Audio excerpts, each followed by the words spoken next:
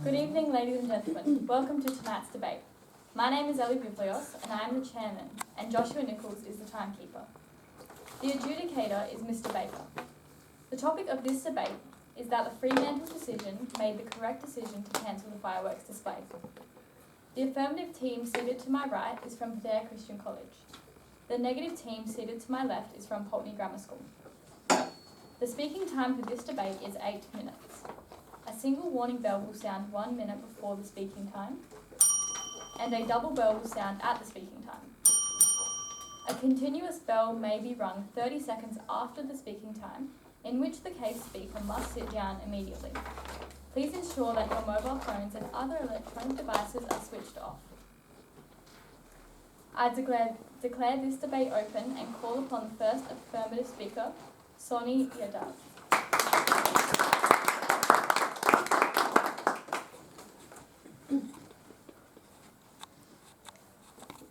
Good evening, Madam Chairman, ladies and gentlemen, and the negative team. The topic for tonight's debate is that the Fremantle Council is right to cancel its Australia Day fireworks. The definition of our topic is that Australia Day is a national day which marks the anniversary for the first fleet of British under the command of Captain Arthur Phillip, who raised the flag of Great Britain in Sydney Cove on the 26th of January 1788, declaring this island a British colony. One way in which Australia Day is celebrated through community events across Australia often includes fireworks display. In early 2016, the Fremantle Council decided to cancel their 2017 fireworks on Australia Day out of respect for the Indigenous community. As the affirmative team, we agree with this topic, believing that the Fremantle Council was right to cancel the fireworks display on the 2017 Australia Day. Today, as the first speaker, I will talk about the reasons Fremantle Council cancelled the fireworks display and its effects on the Fremantle community. Maddie, our second speaker, will explore the bigger picture of the issue and discuss why celebrating Australia Day is wrong, the history of Australia Day, and the reasons why Australia Day should move from a celebration to a commemoration. Our third speaker, Ryan, will rebut and finish our argument by convincing you that Fremantle Council was right to cancel its Australia Day fireworks display. I, as the first speaker of tonight's debate, have for you all the highly judicious, groundbreaking and respectful reasons behind the Fremantle Council's right decision to cancel the fireworks display. Now, to gain a deeper understanding of this, I invite you all to please close your eyes and just imagine you are a part of the following scenario I'm going to present. You're in your house with your family. You just come home from school or work.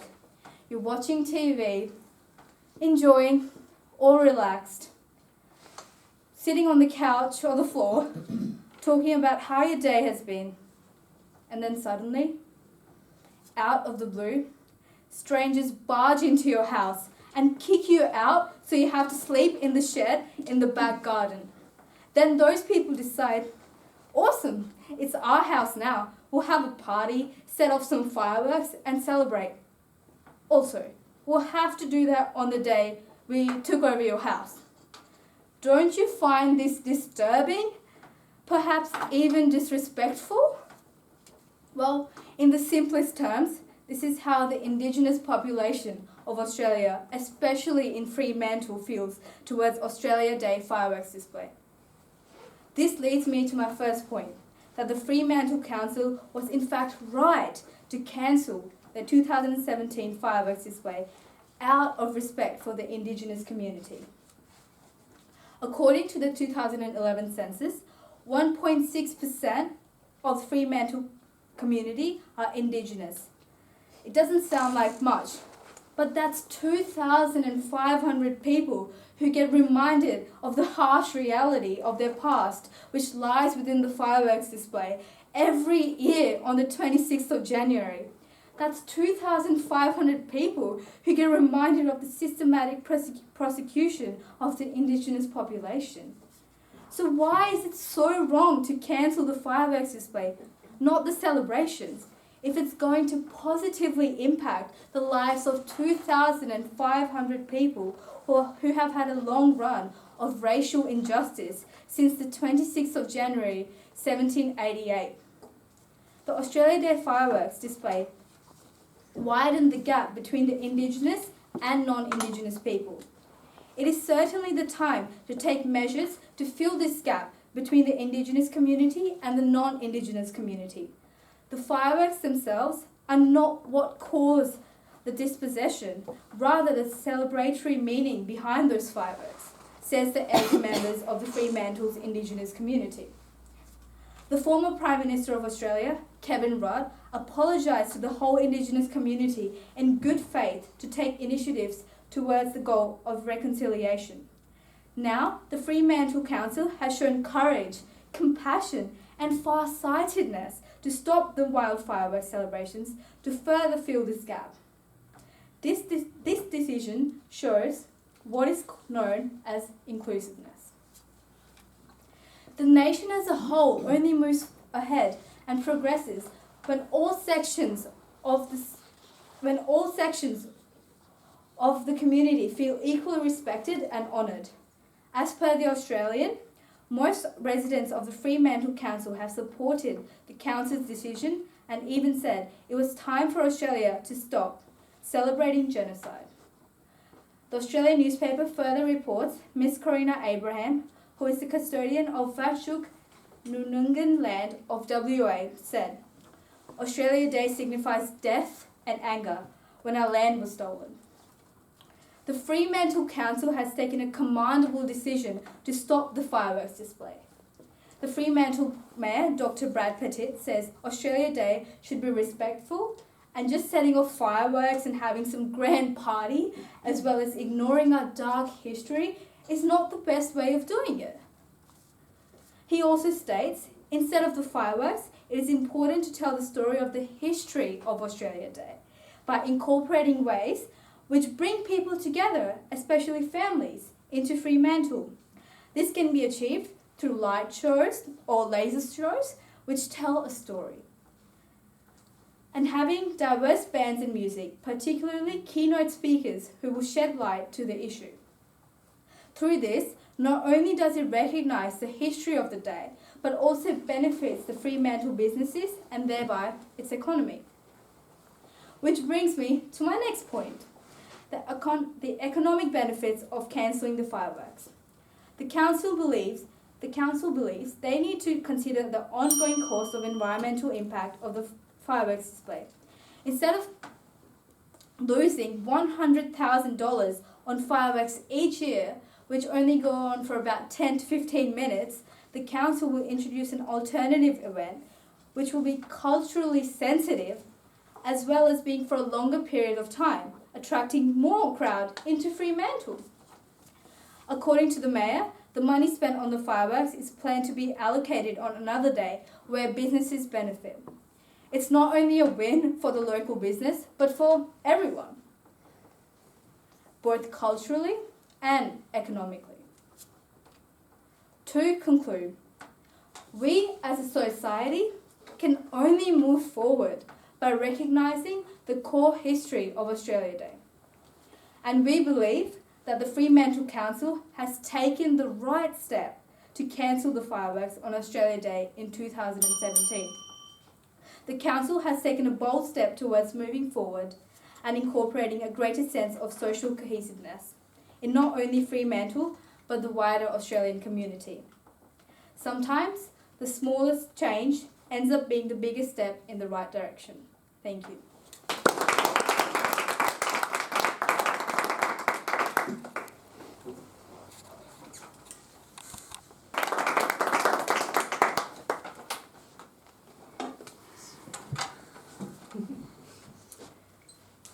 Good evening, ladies and gentlemen, opposing team, timekeeper and chairman.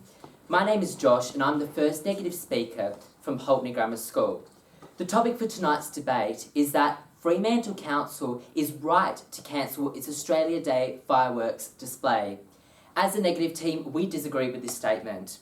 Firstly, our team disagrees with the definitions provided by the opposing team. We define Fremantle Council as the legislative jurisdiction delegated by the state parliament who is elected often, consequently making decisions on behalf of the people it is elected by, covering the Fremantle area. We define cancel as stopping or ceasing an event, for example, the Fremantle fireworks. And we define Australia Day as a day Australian citizens and residents celebrate their values in which they all share in common.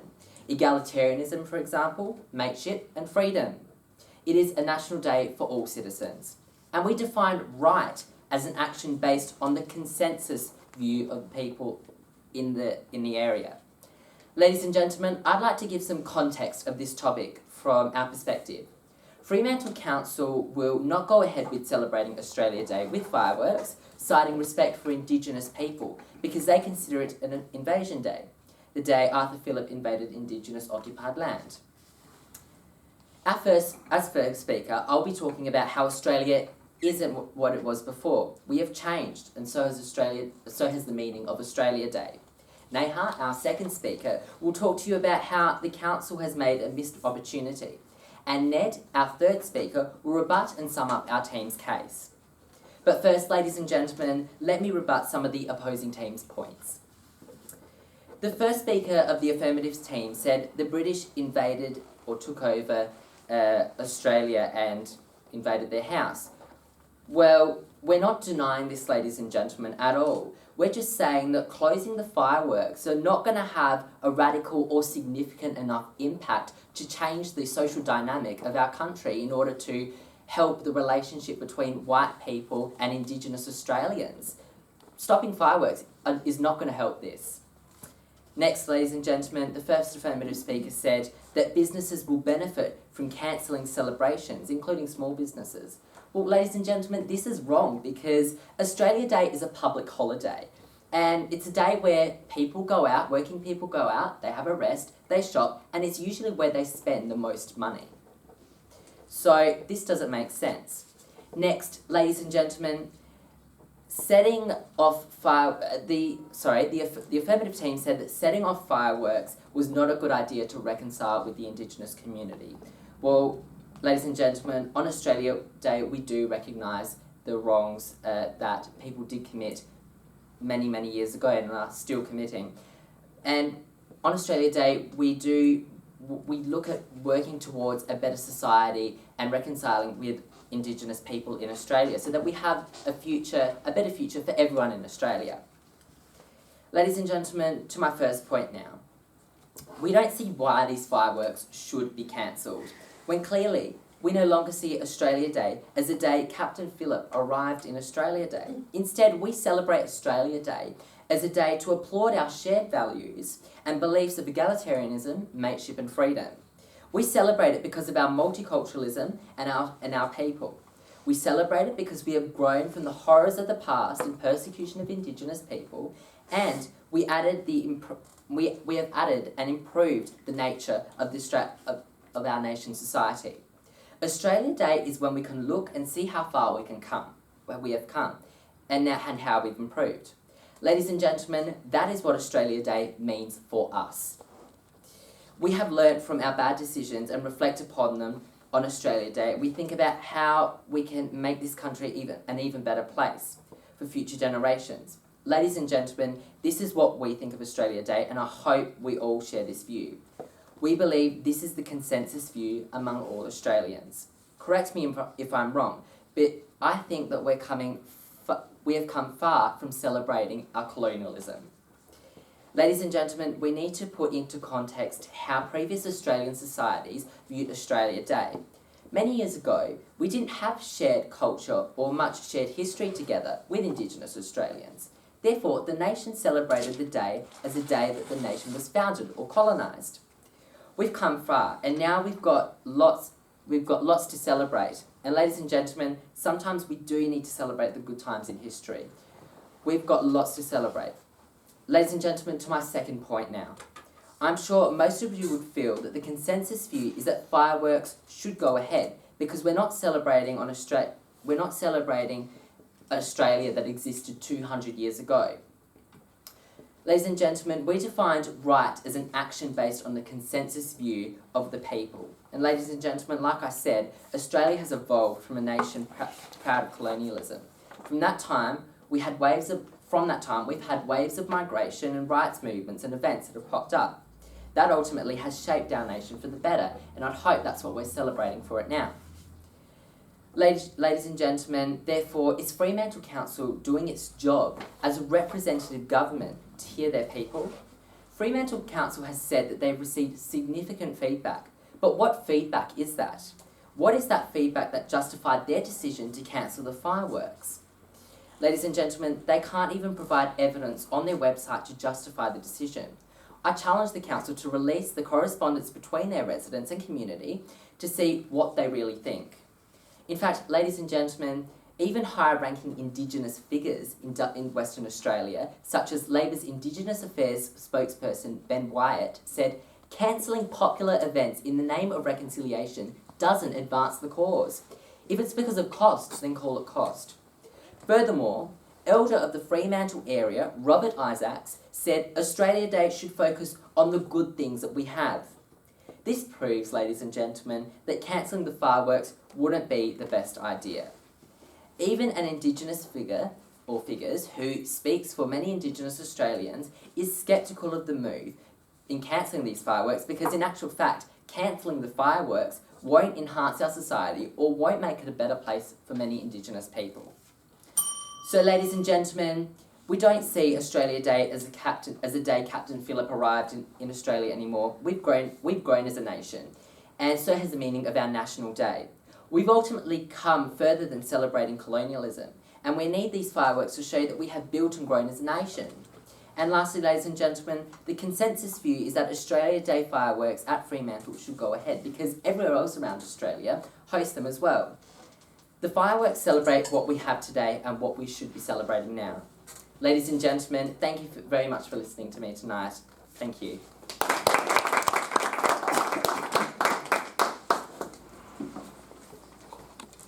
Madison Simmons.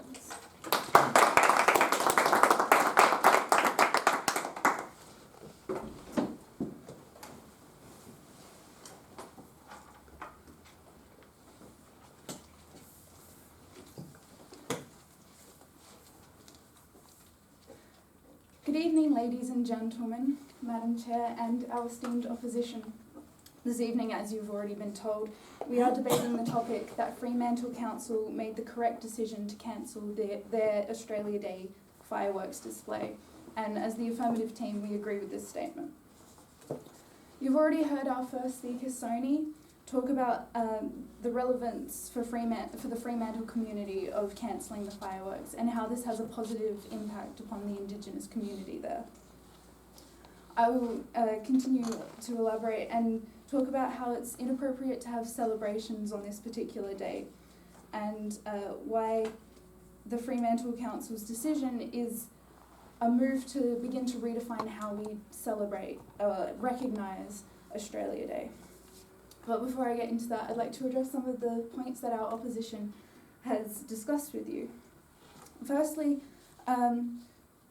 we do not disagree with their amendment to our definition. We feel that it simply adds to what we defined as the topic. Australia Day is our national day. It is a day to celebrate what is great about Australia. The Fremantle Council does indeed make decisions for the wider Fremantle community. And their definition for what is right, we also agree on.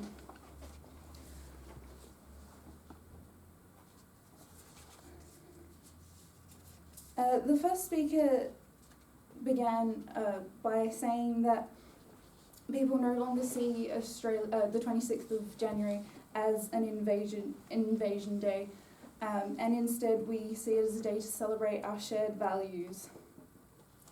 However, this is not necessarily the case of all of us. There are many in the Indigenous community that still consider this day an invasion day.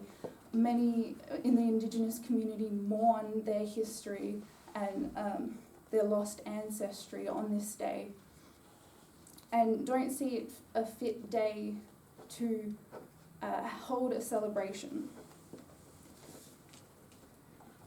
While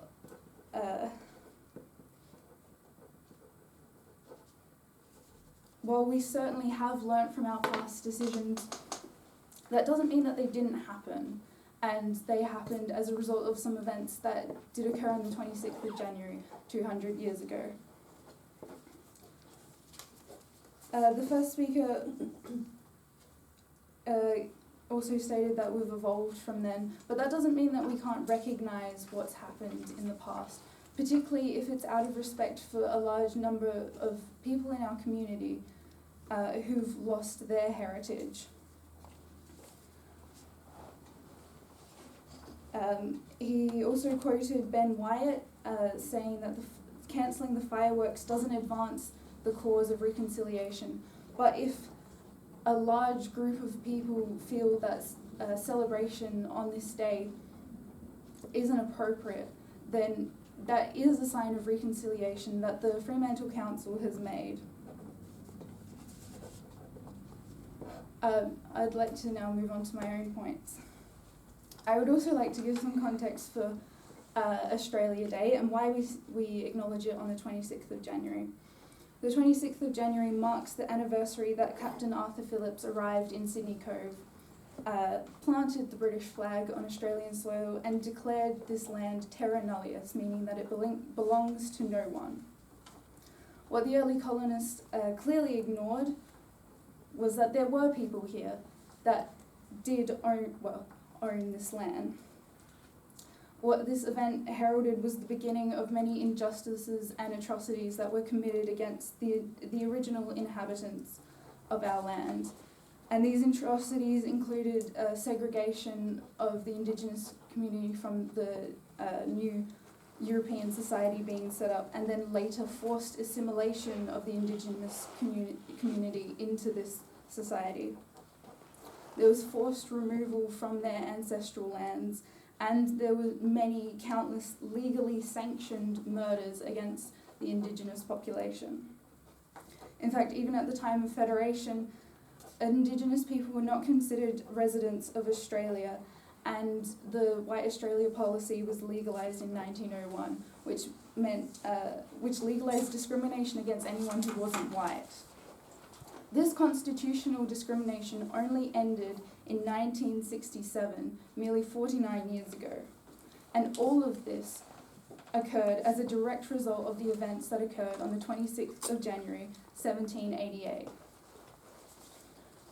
Australia Day occurs on the anniversary of a tragedy, and I'm sure you'd all agree that a tragedy should not be marked with celebration. And yet that's the attitude that we have about Australia Day. We feel that we celebrate Australia Day, and a large part of that is the fireworks displays that we see all around the country, and they reflect that celebratory attitude. Fremantle Council's decision is a move away from celebration and a way to redefine how we view Australia Day that acknowledges the past and creates a more inclusive and culturally appropriate approach. And this isn't just a nod to our past, but it affects the Indigenous community today. Many members of the Indigenous community still refer to Australia Day as Invasion Day. The reason for this, according to the National Aboriginal Alliance spokesman, Michael Mansell, is that January 26th marked the beginnings of the murders, the rapes, and the dispossession. This is not a day to celebrate. Even more devastating is a quote from one Aboriginal woman when asked why she doesn't celebrate Australia Day. She says, "I refuse to celebrate, and every Australia Day my heart is broken, as I am reminded that in the eyes of many, I am not welcome in my own land." All of this, ladies and gentlemen, leads to a conclusion that was best stated by the Mayor of Fremantle himself, Brad Petite, who said, "January 26th is increasingly becoming a day that is not for all Australians." And that's what the Fremantle Council's decision was all about. It was about cancelling something that was culturally insensitive, a sign of celebration on a day that is not about joy or celebration. It was the first step in how we should be changing our attitudes to the way Australia Day should be acknowledged. Australia Day is our national day, and it is a time to be proud of our country. But in order to do that, we must also acknowledge our past within the fabric of the way we acknowledge the day. And a fireworks display is not one of those ways. As such, Fremantle Council really did make the right decision to cancel the fireworks display, as it begins to move not only Fremantle but the whole country towards a more inclusive Australia Day. Thank you.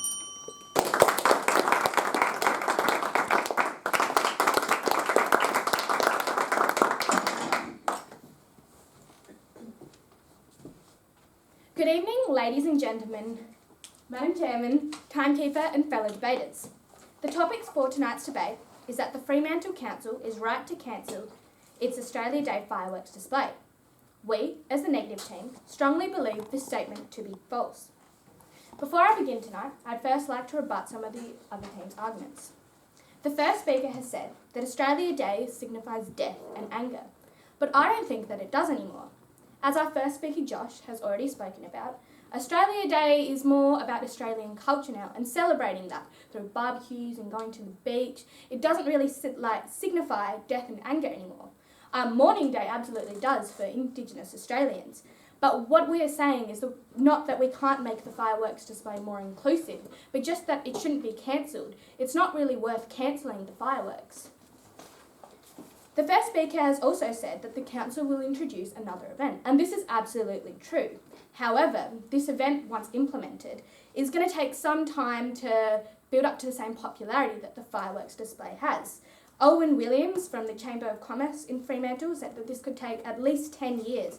And think of the huge impact in this time that it would have on small businesses.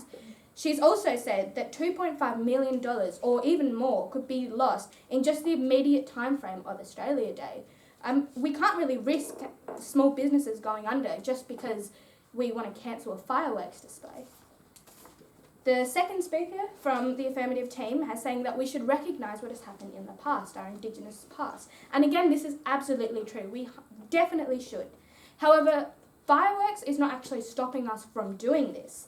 The fireworks display is hailed by many Fremantle residents as an inclusive family event. And what we're saying is not that the fireworks display should not be modified to be more culturally inclusive, but it just shouldn't be cancelled. Our first speaker, Josh, has already spoken to you about the meaning of Australia Day celebrations now and how they're very different to what they once were in the past. He also spoke about how the consensus view is to let the fireworks go ahead. Tonight, as second speaker, I will be speaking about how the Fremantle Council have actually missed an opportunity for inclusion in cancelling the fireworks. I will also be speaking about how actually cancelling the fireworks does very little towards racial equality and how it's a rather facile gesture. Our third speaker, Ned, will rebut the other team's arguments and sum up our team case. My first point tonight is how the Fremantle Council actually has missed an opportunity for racial inclusion. An event that has now been running for 10 years, the Fremantle Australia Day fireworks display, is regarded by many Fremantle residents as an important family event, with many flocking to the Fremantle foreshore to watch the display, with a usual turnout of about 50,000 people. Ladies and gentlemen, our team wants to highlight tonight that we do believe that the celebration can be considered as culturally insensitive. However, what we do also want to point out tonight is that instead of furthering racial inclusion in Fremantle, the council may have actually missed an opportunity to make the celebration more culturally inclusive by cancelling the fireworks. Australia Day to many Indigenous Australians is known as Invasion Day or Survival Day and is a day of mourning and sorrow. It is understandable to see how Indigenous Australians could perceive Australia Day celebrations as insensitive, especially on a day that marks such tragedy for them. However, the cause of the conflict arising between Australia Day celebrations and Invasion Day mourning is not the fireworks, ladies and gentlemen. It is very unlikely that anyone is finding the actual fireworks offensive. No, it is what is being actually celebrated. As I said before, our team acknowledges that Australia Day celebrations can be perceived as insensitive because of what they're historically representing. However, as our first speaker Josh has already explained, the intention behind most Australia Day celebrations nowadays is not celebrating the raising of the flag over Sydney Cove, but rather celebrating modern Australian culture. Cancelling fireworks does not close the gap between the Indigenous community and the Australian public, but rather widens it. Haven't we actually missed an opportunity to include the Indigenous community in what many Fremantle residents consider to be an inclusive family event? Now, we are not saying that the fireworks display and event should not be modified to be more racially inclusive. All we are saying is that cancelling the fireworks does not even give us the opportunity to discuss improving racial sensitivity on Australia Day. Cancelling the fireworks is in no way fixing the problem of racial inclusion in Fremantle, but rather avoiding it. The fireworks themselves are not the problem, and by cancelling the display, all we have done is missed yet another opportunity to address the issue of racial inclusion in Australia. The Fremantle Council have missed an opportunity and they were not right to cancel their Australia Day fireworks display. My second point tonight is how the cancelling of the fireworks is a facile gesture towards racial equality and how it doesn't really achieve a whole lot. Ladies and gentlemen, as I stated before, the fireworks display is not the actual problem. The fireworks are not offending anyone. Cancelling the fireworks is like trying to stop a child from drawing on a wall but only taking one pen away from them. It doesn't really do much. And whilst our team is not arguing that it was not done with the best of intentions, the gesture itself is quite shallow. Let me ask you, ladies and gentlemen, how much do you really think cancelling a fireworks display is going to do? The event itself is also not just for enjoyment, but actually brings in a lot of customers for surrounding businesses. Owen Williams from the Fremantle Chamber of Commerce, as I've stated before, estimates that the impact of cancelling the fireworks just in that immediate period of time is at about $2.5 million and could be even greater. Fremantle would literally lose millions of dollars of revenue by cancelling the fireworks. And for what? To cancel an event that doesn't really do much harm to anyone and is actually not the root cause of the problem? But of course, our team is not saying that just because we would lose money over it, we should not cancel it. Being culturally inclusive of everyone is more important than money. However, cancelling the fireworks has not actually achieved cultural inclusion. It's a step of recognition, but it's not towards cultural inclusion. There are much, much better ways to be culturally inclusive of everyone that does not involve cancelling a beloved family event. And the fact is, ladies and gentlemen, that cancelling the fireworks does not stop people from celebrating Australia Day. And nor should it. Everybody should have the right to celebrate important national days and days of significance. Furthermore, the event has been cancelled in the name of reconciliation, but it has hardly done much for reconciliation, with many, such as the Indigenous spokesperson for Labor, as our first speaker Josh has said, believing that cancelling popular events doesn't even advance the cause. We are pushing political correctness too far, and cancelling the fireworks is just unnecessary. Honestly, ladies and gentlemen, have we actually witnessed a more unified community in Fremantle, or one that is just disappointed that an innocent fireworks display has been cancelled for nothing? Ladies and gentlemen, our team has told you tonight about why the Fremantle Council has made the wrong decision in cancelling the fireworks.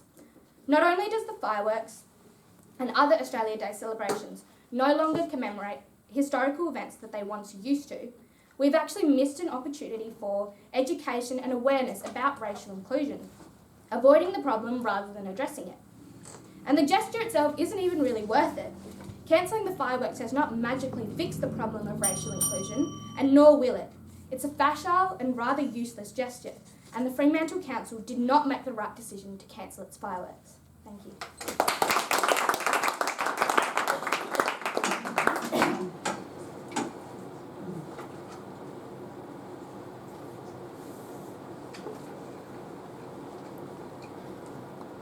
Good evening, ladies and gentlemen, the opposition and chairman.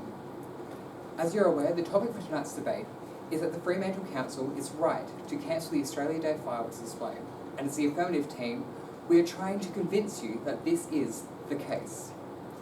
Before I sum up our team case, I would like to rebut some of the opposition's points. to convince you that it was right, that it's the correct decision to cancel the fireworks.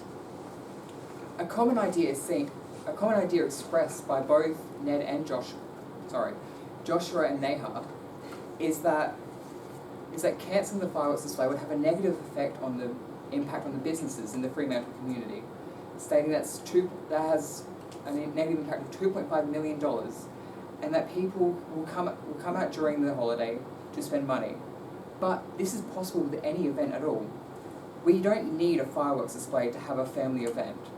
We could have another event that's more inclusive, such as a concert that can include many different cultures, including Indigenous people, to properly illustrate how the multicultural society that we live in Australia. And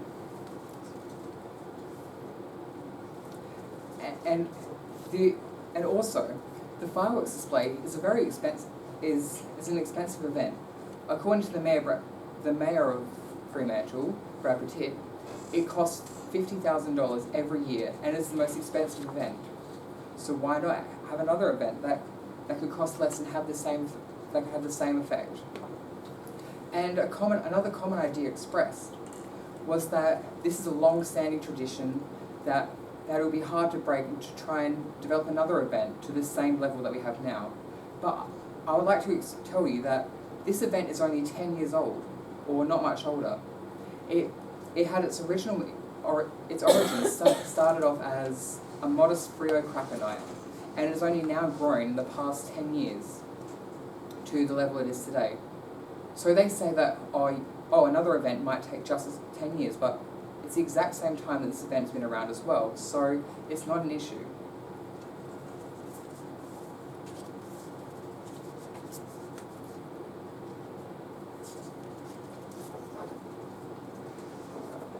The first speaker, Joshua, also described how we should how in Australia we should focus on the good things now to celebrate what it means to be Australian. But this isn't possible. For many people. We are all aware that many Indigenous people see Australia Day as Invasion Day, and it constantly reminds them of the many atrocities committed to their ancestors. In fact, many people, such as those that are part of the stolen generation, are still alive today. And it was only recently that people are starting to make amends to this issue. So you can't just say that we should focus on now, because it is still a very prevalent issue, and Indigenous people are still experiencing effects of the invasion to Australia.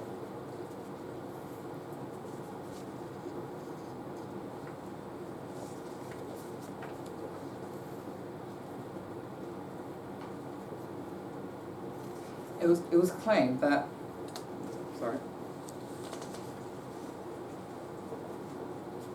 and it was claimed that cancelling the fireworks also achieves nothing, and that it is a facile decision.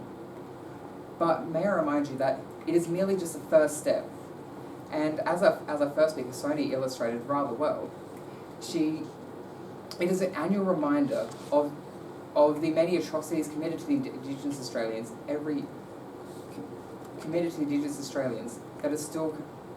that clearly still affect them today. So we're not saying that it's exactly the fireworks display, but it is a celebration of Australia Day that we need to it is better off to cancel, so we can arrange an alternative event that will better address and celebrate the multicultural society that we live in today. For example, a concert. And they say nothing has been done, but it is the first step of recognition, and it has raised a lot of awareness of clearly a prevalent issue. I mean, we're talking about it right now, aren't we? So clearly it has actually achieved something. And it was also claimed by Neha that we haven't actually witnessed that the Fremantle community has somehow become more inclusive, or that something has happened to the community either way. But we can't actually say anything yet, because, as you're all aware, they still have the fireworks display this year, It is only planned to be cancelled next year, so we can't say anything about the actual effects of it.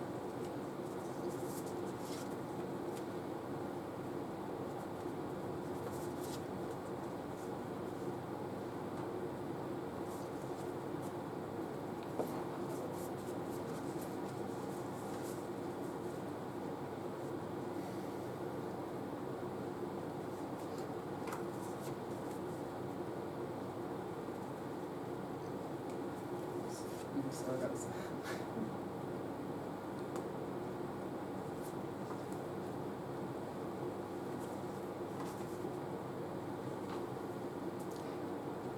They also raise the issue that there needs to be a consensus view that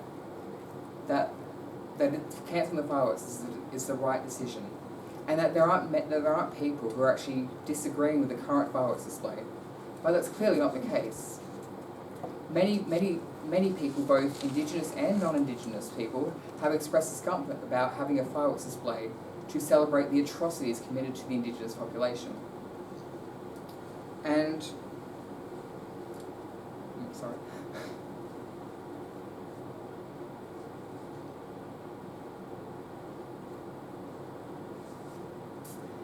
And that there are also many, for example, Karina Abraham is a prominent Indigenous person in the Fremantle area who has expressed agreement to the decision to cancel the fireworks display. So clearly there is definitely an agreement by many people that we should cancel the fireworks display. And now I would like to sum up our team case. Our first speaker, Sony, has already explained the benefits to the Fremantle community by cancelling the fireworks display, particularly illustrating how this decision is more respectful to the Indigenous community, and also the cost benefits. Our second speaker, Madison, has explored the bigger picture of this issue, focusing on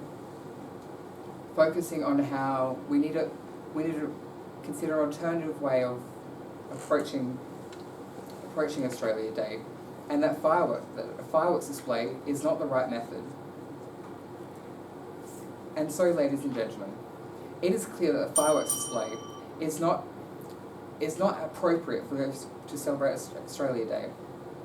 Clearly, we need an alternative, and so you can see the Fremantle Council was right to cancel the fireworks display. Thank you.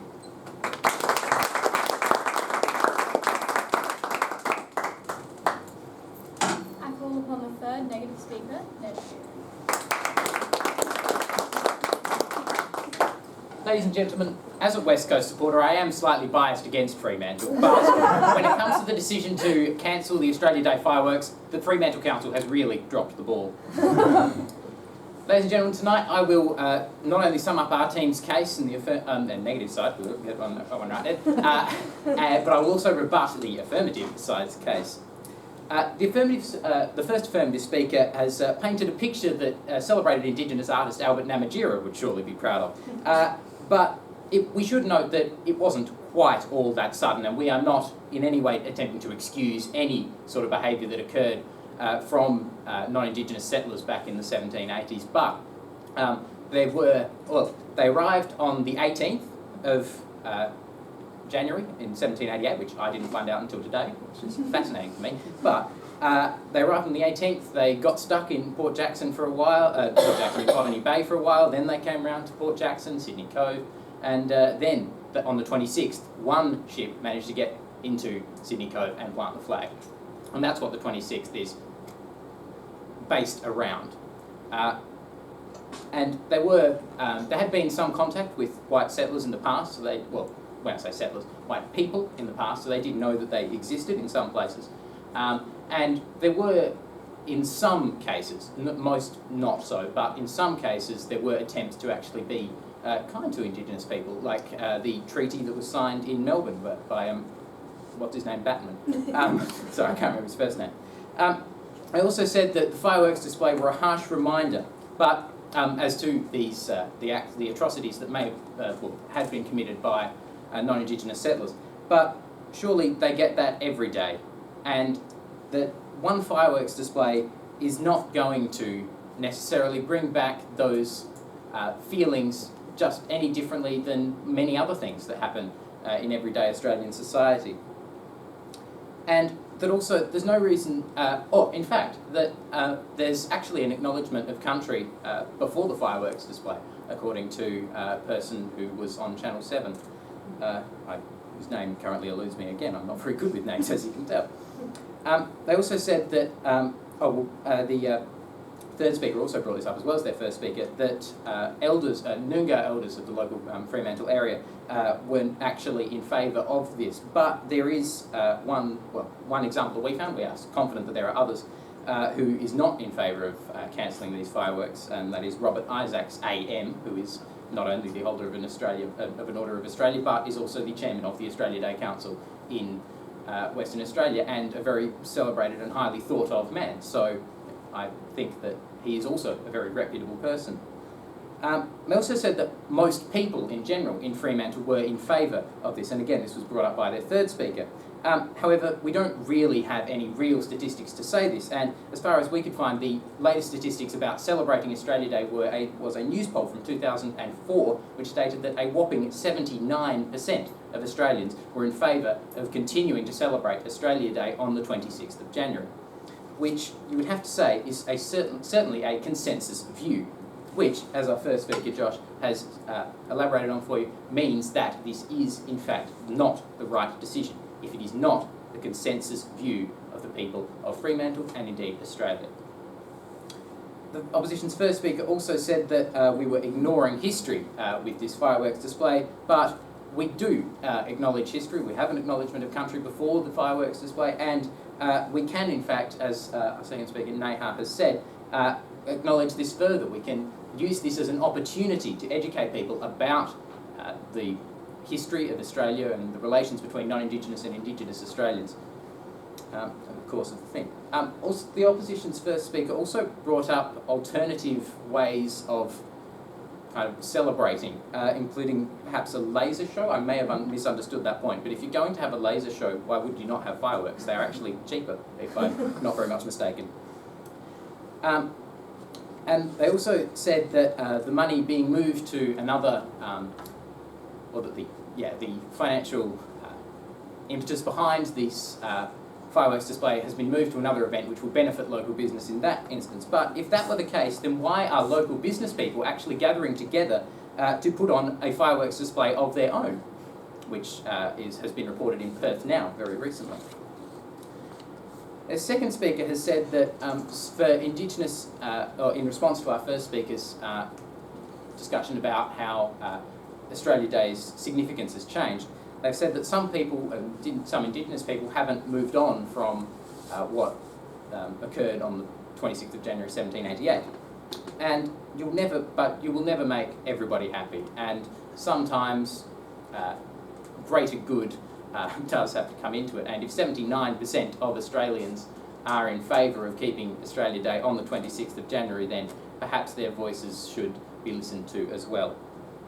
They also said, once again, that we did not necessarily recognise Indigenous people through events like this fireworks display, but we already do recognise Indigenous people, and also we have days throughout the rest of the year, like Mabo Day, Sorry Day, we have NAIDOC Week, Reconciliation Week. These are all events where we can recognise our past of injustice and walk together to reconciliation with Indigenous Australians.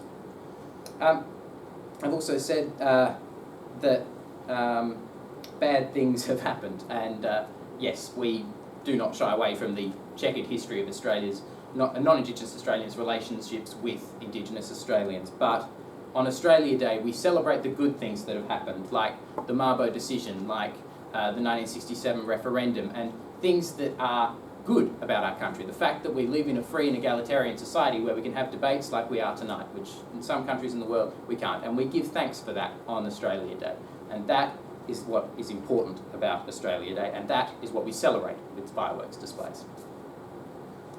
I also said that we should move away from celebrations like fireworks displays and into alternative celebrations, but we see no reasons why you cannot have a fireworks display and have other sorts of events which recognise Indigenous peoples' connections to land and anything really, and celebrate their culture. He also said that we should be proud of our country, but how do we do that without celebrations like fireworks? And surely all celebrations of Australian national pride will possibly be tarred with the same brush of celebrating a history of injustice against Indigenous peoples. The third speaker said that we can rebuild the financial aspect, but that will take a while, as our second speaker, Neha, has said. They also said that an alternative arrangement could cost less, but they've reallocated all of the funds for the alternative events, so that can't happen. And they also said that the event was only young, so why would we kill the fireworks display when it's just starting to work and bring in economic growth for Fremantle? And they also said that we couldn't say anything about the effects of what cancelling the fireworks display would have, but we can see from the online backlash against the Fremantle Council, and we can guess from that that it would probably not be entirely positive in its thing. Tonight we have spoken about, or our first speaker has spoken about the changing views around Australia Day, how we've grown from the wrongs of the past and come together to make Australia great. And he's also spoken about why the decision to cancel the fireworks is not right, because it is not the consensus view of Australian people. Our second speaker, Neha, has spoken about the missed opportunity to actually include Indigenous people and about the tokenistic nature of cancelling the fireworks and how the fireworks themselves are not the problem. Thank you for all coming tonight. Something as amazing as our our quarterfinals. I just have got the usual notices tonight. It's a little bit different. I will give some feedback, but it'll be general feedback, so I'm not going to do a speaker by speaker critique. So that's a little bit different in terms of the finals, but you'll get some general team feedback, and there's a couple of points that would be really useful for both teams to take away going into the future with their debating. But as usual, there are always the fun announcements that we'll get to, so let me go through some of them. The first is that we have our grand final on the 24th of September, and you're all invited, so you don't need to RSVP. We are in the House of Reps chamber, which is, the House of Assembly, I lie. House of Assembly, it's state, I need to remember that, in Parliament House. So we're in the State Parliament House. It's an amazing opportunity. They open that up every year for us to be there, and that's a great way to kind of see the House in action and see these guys debate. So please come along. It's a great day. The second thing that we need to talk a little bit about is the great debate. Now, one of the things I want to talk about this great debate is it's getting kind of like a, should I go, should I not go kind of thing. Come along. This thing is going to be a blast. It's going to be so much fun. The idea is we're going to have a laugh. It's meant to be just a big giggle, big celebration. It's going to be a stack of food, stack of fun, really great speakers. No one's taking themselves seriously. It's just going to be a lot of fun. So expel the idea that this is going to be a super serious debate and kind of replace it with that idea. You know when the Fringe have their kind of shows and they're just a complete send-up and a complete laugh? That's what we're going for. Whether we get there or not, I don't know, but that's what we're going for. It's going to be just a stack of fun. And that's generally the idea, because we want to celebrate our 25th birthday. And so if you can come along. Tickets are downstairs, they're only $20. And you can now pay with them by credit card. We've got some fancy little doohickey here. James Tran was waving around and he was so excited about it. So come along. It's going to be a great night. And there is no excuse now, because we accept all payment methods, including PayWave and PayPal apparently as well. So there you go. Now this is the important information. So listening up tonight, the winning team. You will be in the second semi-final, and you will be the negative team, and you will be in this room again.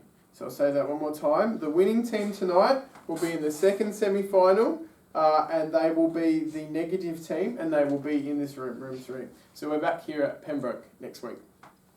The debating time, which is really important for you, is...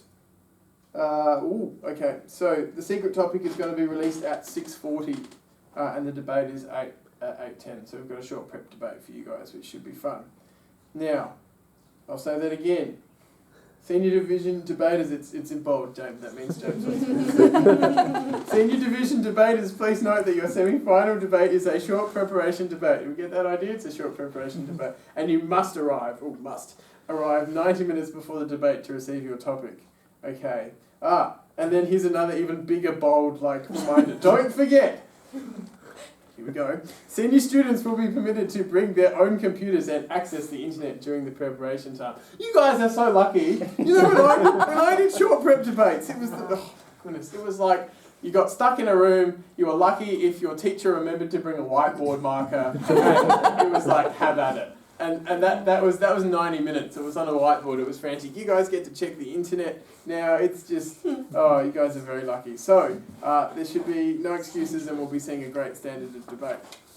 Fantastic. I'm going to go on to some general feedback now for both teams, which I think would be really useful going forward, and in terms of improving both teams' debates. So one of the things that popped up really, really early on was we disagreed with the definition. And so that kind of threw us into definition debate territory.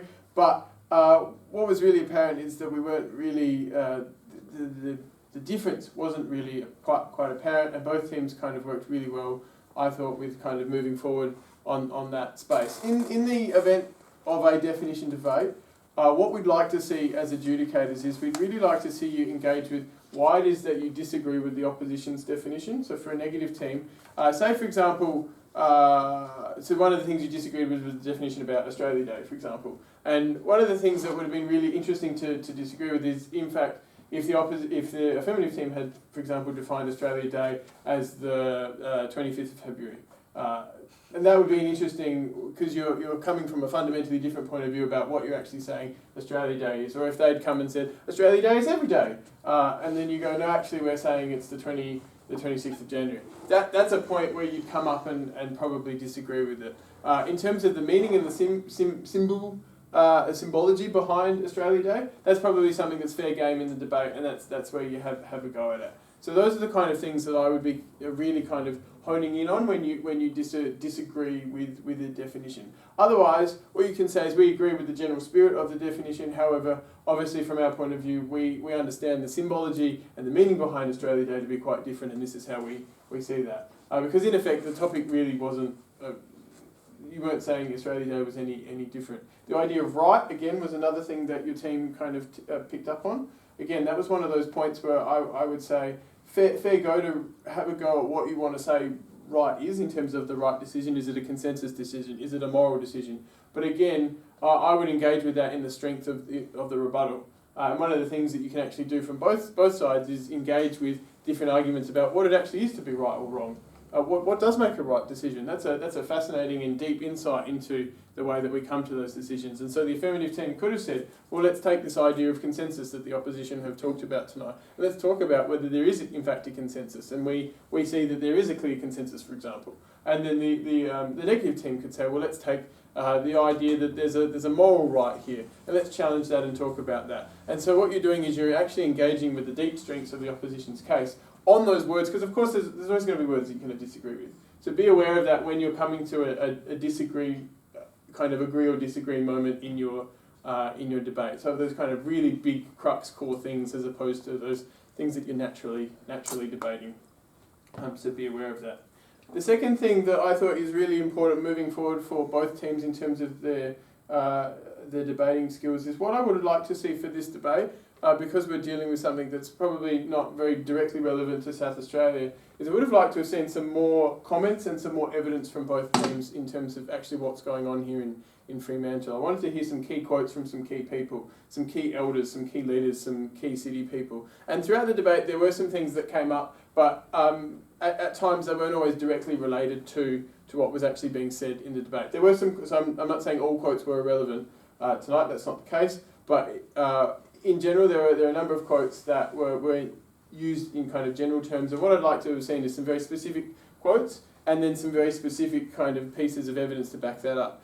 So you can go forward and say, for example, the date of that particular piece that came out where that person said what they said, the source where they came and said it, and then the author. So for example, it might be an article written by a particular journalist. Those are the kind of things at a senior level that I'd really like to see and really weight both teams' evidences quite heavily and give it some credibility, so that we know that you just didn't pluck it out of the air. In fact, there's some reasoning and some thought that's going through. So that's something that I'd really encourage both teams to kind of take away and think about in terms of their rebuttal. and think about in terms of their evidence and reasoning, because I think it'll really improve your debate and give it some edge. The other thing that I thought was quite interesting that didn't get picked up was this argument, and it kind of got mentioned very briefly but didn't really go anywhere. The debate tonight, whether we were just talking about the fireworks display or whether we were in fact talking about all other Australia Day celebrations for the Fremantle Council. And I think that was a really interesting argument that probably went begging from both teams tonight. And I think that would have been quite creative to actually talk about, are we just dealing with the 10-minute fireworks display that exists here, or have Fremantle Council in fact cancelled everything around that, and is that the kind of the pinnacle, or are there other things that they're doing on the day that they're keeping? You know, are they still keeping the free sausages, or or whatever? And is there something inherently offensive about the fireworks display? That would have been an interesting debate to kind of get through. I've been quite picky because we're a senior debate, and you guys did a really good job. Okay, so tonight, as I said, there's no individual critique. There's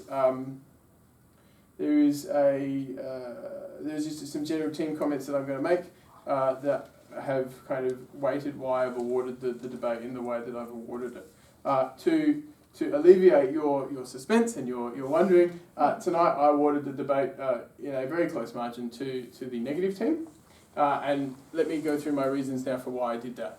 That's quite important. I don't want to keep you kind of in the dark or throwing and toing about that kind of thing. So the first reason that I awarded the debate tonight to the negative team was, in my view, they connected the debate and the arguments and the strengths of their arguments to the topic more. And so we saw that with the second negative speaker tonight. I thought one of the things that they did particularly well was they kept coming back to the topic and really weighting it down onto what actually we were talking about, which was the fireworks display. And whether they made the right decision about the fireworks display. And when they were talking and used examples, for example, about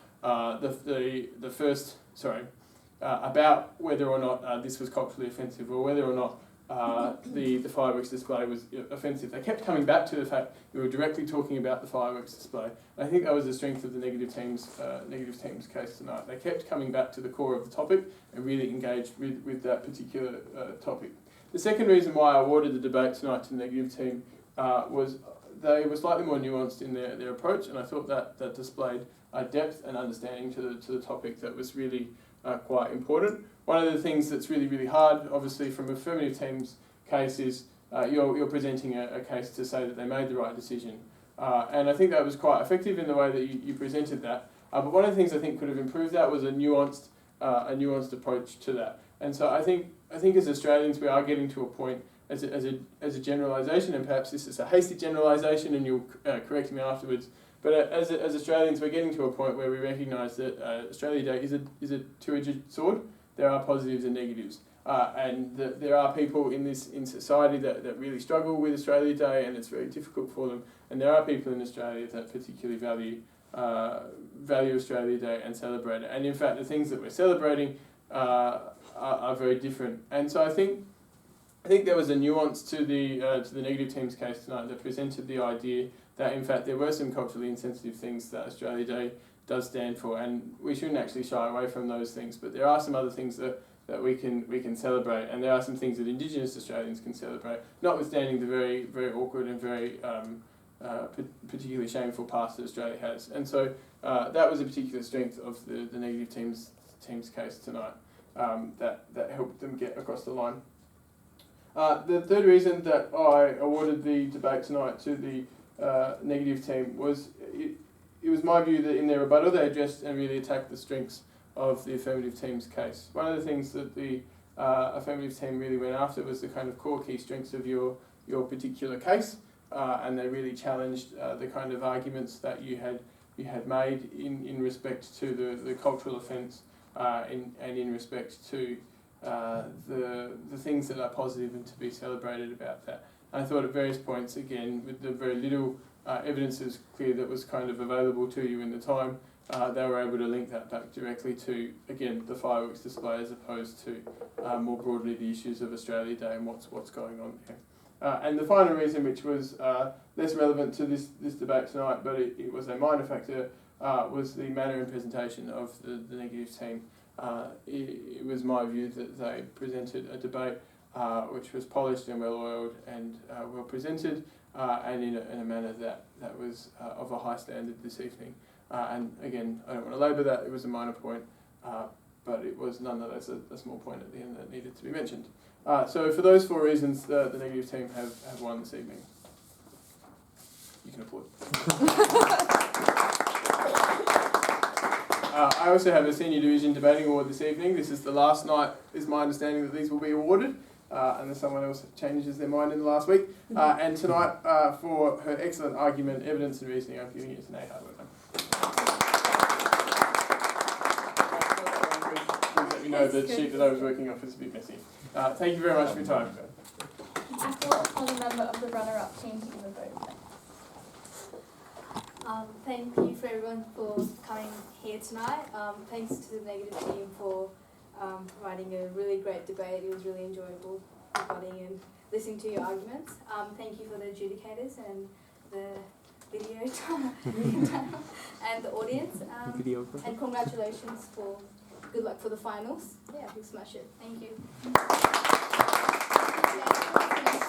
Thank you.